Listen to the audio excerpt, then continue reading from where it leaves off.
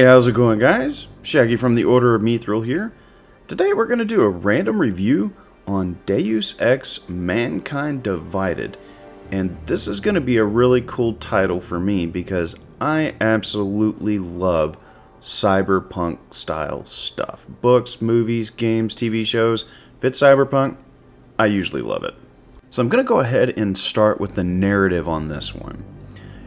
Just to give a little bit of backstory so you can understand what's going on in this game. Adam Jensen used to be Detroit SWAT, and then went into private security, working for David Seraph at Seraph Industries. Now, Seraph Industries, they made augmentations for people, and these were replacement limbs and other things. So if you lost a leg, an eye, an arm, you could get those, but you could also have other augmentations applied to your body.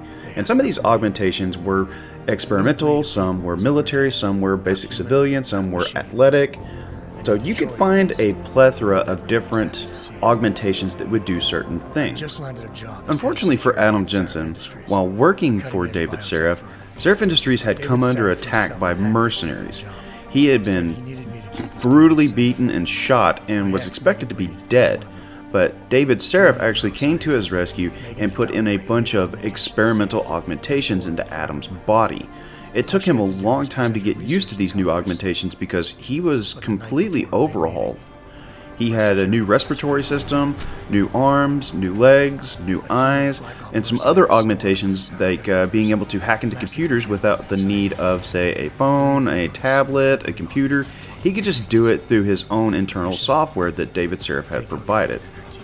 Now, some of these augmentations had gone beyond what you would have expected other than just pure robotic legs and arms.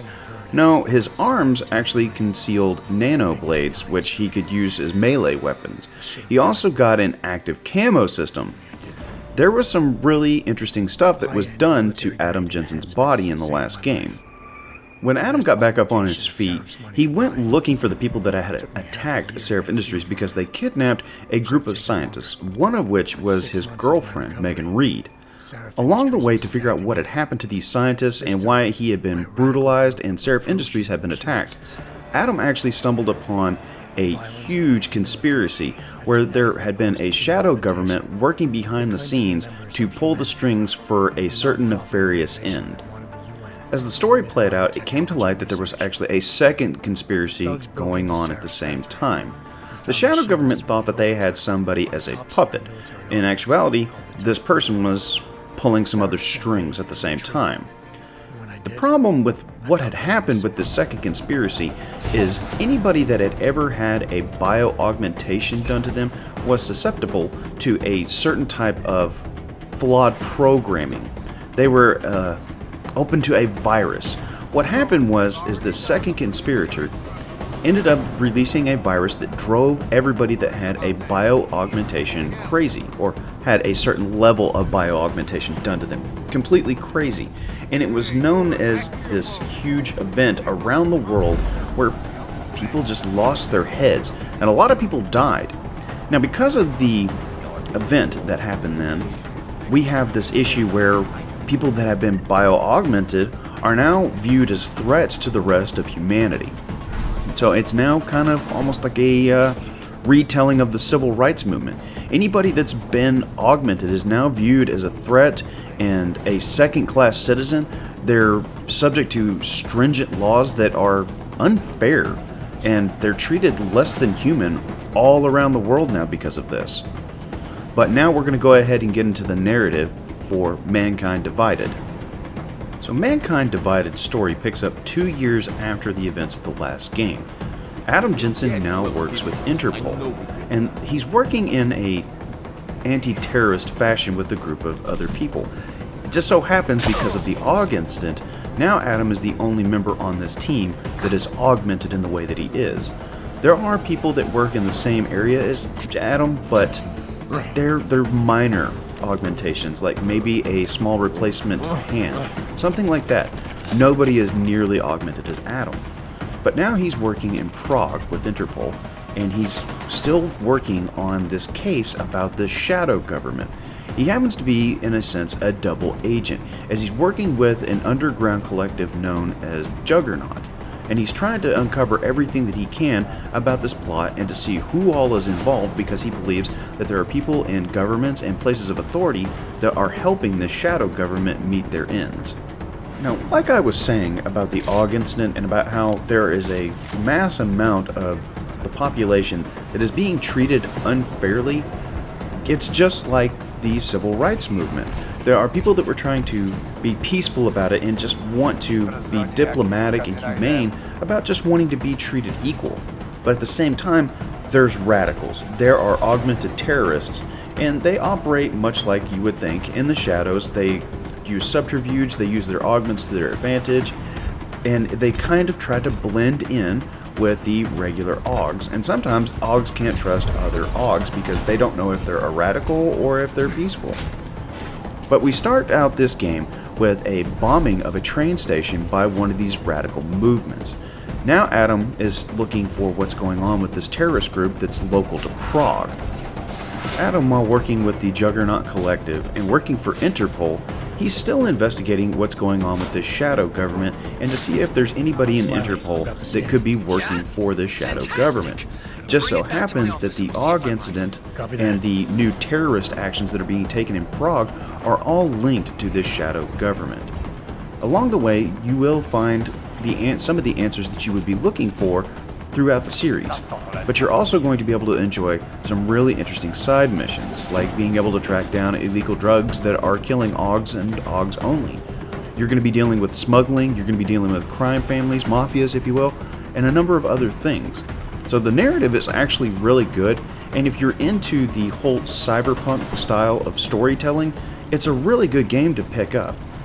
The issue with it, to me, on the narrative is you're not going to enjoy it if you're coming for this to be an action game. It is very narrative focused, and I enjoy that about it because I like a good story, but it's not an action game. There are action moments where you're going to have to be sneaking through places and being stealthy, and you're going to have to be in gunfights at some points. So just keep that in mind. It is a very narrative heavy game. Alright, now that we're done with the narrative, let's go ahead and get into the audio now. And I love the audio in this for its simplicity and the atmosphere that it lends. So if you get into a gunfight, the music is going to be upbeat. If you're sneaking through an area and you're just trying to be stealthy, it's downbeat. Whenever you're getting bits of story, like in a conversation with another character, it plays itself down a little bit more so that you can focus on the story that's actually being given to you. When it comes to the guns, the audio is okay. It's unique, but I don't feel like it's unique enough. You can kind of tell that this is a silenced pistol, you're firing a knockout dart rifle, or you're firing a combat rifle. I feel like the AUGs got a little bit more of the limelight when it came to the audio because they sound distinctly different. You can tell if you're using the vision mode, or if you're using a punch, or you're using the cloak.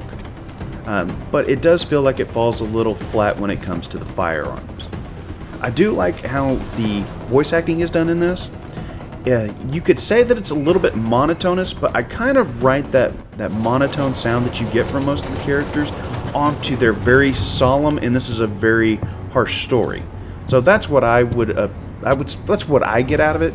You may see it as a little different. As I've already mentioned, Deus Ex Mankind Divided is a very narrative-heavy game. There's going to be long parts where you're talking and you're investigating through conversational pieces, asking certain questions, or using this Cassie augment so as that you can read people's heightened emotions and pupil dilation levels and trying to find what information you can. This is pretty pivotal in certain parts for quests. You're going to have to get the right information by asking the right questions at the right time. Now, that aside from the narrative focus, when it comes down to being in regular gunfights, being in a more action-oriented playstyle, you're going to have to accept the fact that it's going to go from a first-person perspective to a third-person cover-based perspective. And there's nothing wrong with that. I feel like that was the right choice to do for this game. Going from first-person to third added a level of spatial awareness whenever you're actually in a gunfight.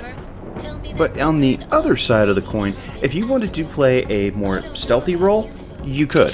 And I feel like that's the way this game was initially meant to be played. I think you're supposed to be playing as a more covert op style game. You're not supposed to be like straight out in the gunfights all the time. And the difficulty, you'll notice, rises exponentially almost whenever you go from being stealthy and being caught and then having to shoot your way out of a situation. You'll notice that these guys are very aggressive whenever they track you. They will flank you, they will try to outshoot you, they will throw grenades, whether they be frags or EMPs, and EMP grenades will actually render your AUGs useless for a certain period of time. So I prefer the stealthy approach, and I feel like there's a certain challenge to actually getting through each of the scenarios with just being stealthy.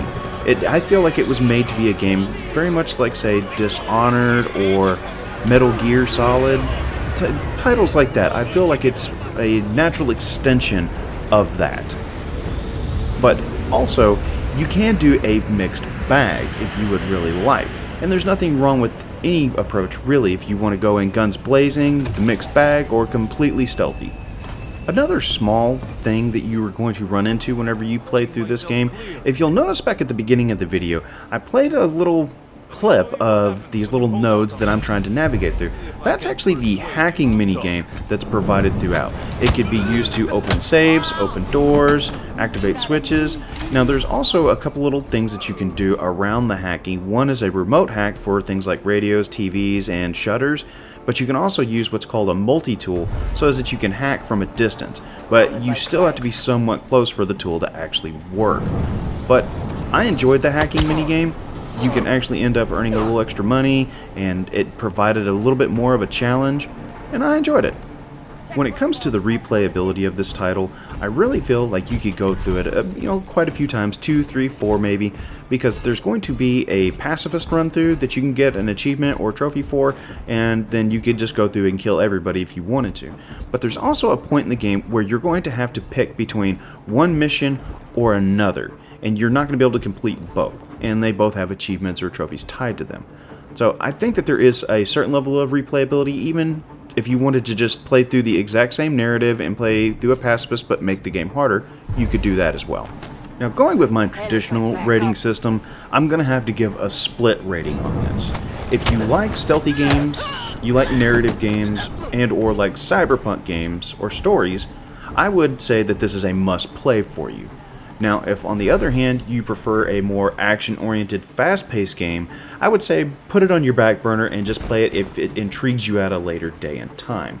But overall, I think the game is very solid and it's a must-play for me. I obviously own it and play it at least once a year, sometimes 2 or 3 if the mood catches me right. But I do love this title and I love this series.